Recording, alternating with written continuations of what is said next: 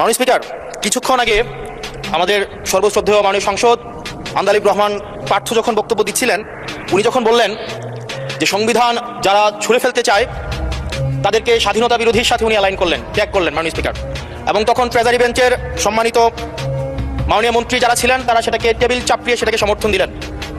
মাননীয় স্পিকার, গণতন্ত্রের জন্য যিনি আপোষহীন লড়াই করে গিয়েছেন বেগম জিয়া, উনি বলেছিলেন যেদিন জনতার সরকার প্রতিষ্ঠিত হবে, যেদিন এই পার্লামেন্ট জনতার সরকারের কাছে যাবে, এদিন এই সংবিধানকে ছুঁড়ে ফেলা হবে।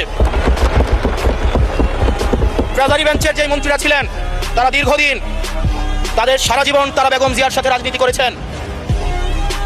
এই সংবিধান ছুঁড়ে ফেলার সাথে স্বাধীনতা যুদ্ধাপরাধীর অ্যালাইন করার যেটার হাততালি তারা দিয়েছেন, সেটির মধ্য দিয়ে বেগম জিয়াকে তারা মূলত অপমান করেছেন কিনা তারা সেটা ভেবে দেখবেন। মাননীয় স্পিকার, আমি বক্তব্য দেওয়ার জন্য অনেক কিছু রেডি করে নিয়ে এসেছিলাম। আমরা আইনমন্ত্রী বলেছেন রুশু পড়ার জন্য, তারপরে হফস পড়ার জন্য, মদিনা সনদ পড়ার জন্য পড়েছিলাম। কিন্তু আন্দালিব রহমান পার্থ সাহেব যে বক্তব্য দিয়েছেন, আমরা ক্লাস 8-9-এ যে ডিবেট করতাম সেটি রিভার্টাল দিলে 20 মিনিট সময় লাগবে। মাননীয় স্পিকার, আমি ওনার বক্তব্যে রিভার্টাল দিচ্ছি। উনি বলেছেন যে আমি কোট করছি, উনি বলেছেন 72-এর সংবিধানের কিছু কিছু বিষয়কে ওনারা সম্মান দিয়েছেন। তার মানে কিছু কিছু বিষয়কে ওনারা সম্মান দেয় নাই। তার মানে এই অভ্যুত্থানের পরে এই সংবিধানের কিছু অংশ ওনারা মেনেছেন, কিছু অংশ ওনারা মানেন নাই।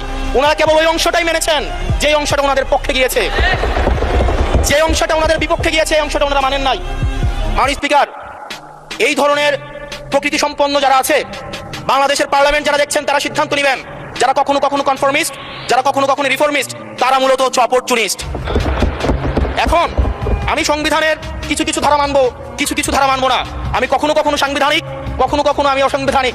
মাননীয় স্পিকার, যখন ডক্ট্রিন অফ নেসেসিটির প্রশ্ন আসে, মাননীয় স্পিকার, এই এক্সিস্টিং সংবিধান অনুযায়ী যখন 7A এবং 7B বলবৎ থাকে, সেই জায়গা থেকে আইনজ্ঞ করা মাননীয় স্বরাষ্ট্রমন্ত্রী উনি থাকলে ভালো হতো। ডক্ট্রিন অফ নেসেসিটি মাননীয় স্পিকার 48-এর 3 অনুযায়ী রাষ্ট্রপতি সুপ্রিম কোর্টের মাধ্যমে একটা এই 106-এর অ্যাডভাইজরি একটা রুল আছে মাননীয় স্পিকার। এই অ্যাডভাইজরি রুলের মাধ্যমে সংবিধানের ফান্ডামেন্টাল কোনো বিষয় কম্প্রোমাইজ করা যায় না। মাননীয় স্পিকার, যদি আমি এই সংবিধান মানি তাহলে এই অন্তর্বর্তীকালীন সরকারের বৈধতা প্রশ্নবিদ্ধ হয়। মাননীয় স্পিকার, মাননীয় স্পিকার, যদি এই সংবিধানকে আমি ধারণ করতে চাই, মেনে চলতে চাই, সেদিন 64 বিধি অনুযায়ী অ্যাটর্নি জেনারেল নিয়োগ দেওয়া হয়েছিল 6 আগস্ট। মাননীয় স্পিকার, এই সংসদে প্রশ্ন রাখতে চাই, তৎকালীন বর্তমান রাষ্ট্রপতি চুপ্পু, তখন বলা হয়েছে অ্যাটর্নি জেনারেল নিয়োগ দেওয়ার ক্ষেত্রে প্রধানমন্ত্রীর সাথে আলোচনা করতে হবে। সেদিন কোন প্রধানমন্ত্রীর সাথে আলোচনা করা হয়েছিল সেটা আমাদেরকে অ্যাটর্নি জেনারেল জানাবেন। আমাদেরকে অ্যাটর্নি জেনারেল জানাবেন যে হিয়ারিংটা হয়েছিল, এই হিয়ারিংয়ে উনি